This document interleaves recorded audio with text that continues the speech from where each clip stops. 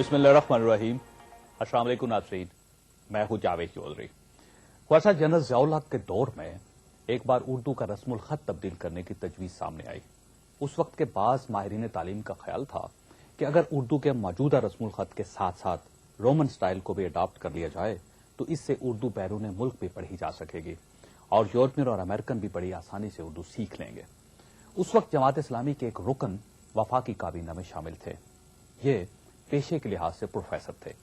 Professor साहब ने इस तजवीज की मुखालफत में जनरल ज़ियाउल हक को अपने हाथ से एक तवील खत लिखा। प्रोफेसर साहब की हैंड राइटिंग बहुत खराब थी।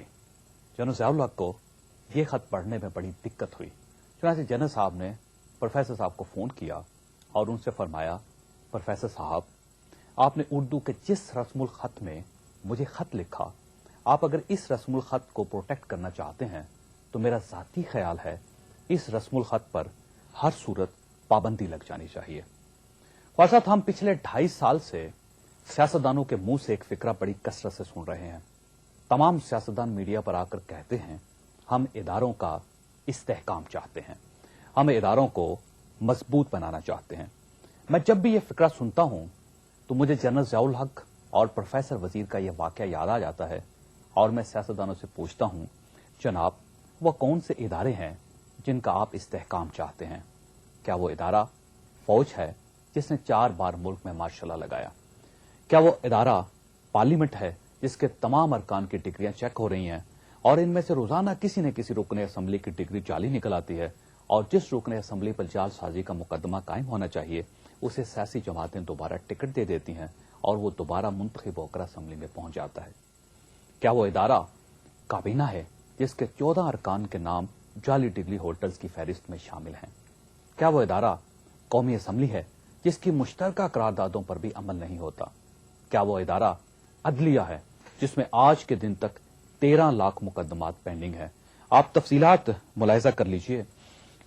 सुप्रीम कोर्ट में 18,312 मुकदमात, लाहौर हाई कोर्ट में 1,10,110 मुकदमात, सिंध हाई कोर्ट में 29,414 मुकदमात, पिशावर हाई कोर्ट में 14,522 मुकदमात और बलोचिस्तान हाई कोर्ट में 4,893 मुकदमात से रेलतवा हैं, जबकि लोअर कोर्ट्स में पेंडिंग मुकदमात की तादाद लाखों में है।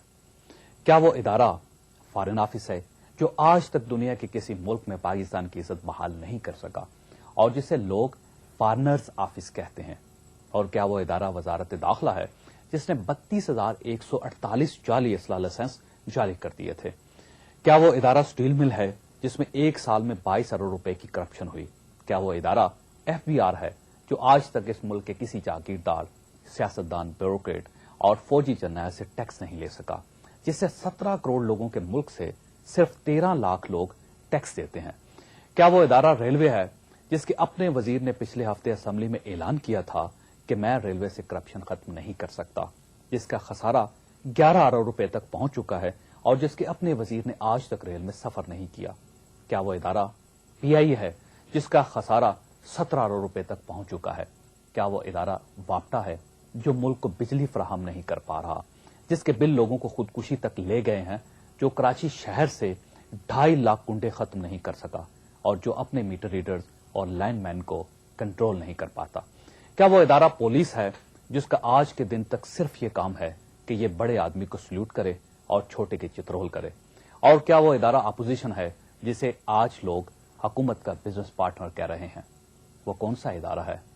वो कौन से इदारे हैं जिनका हमारे सियासतदान इस्तेहकाम चाहते हैं, जिन्हें ये लोग मजबूत बनाना चाहते हैं?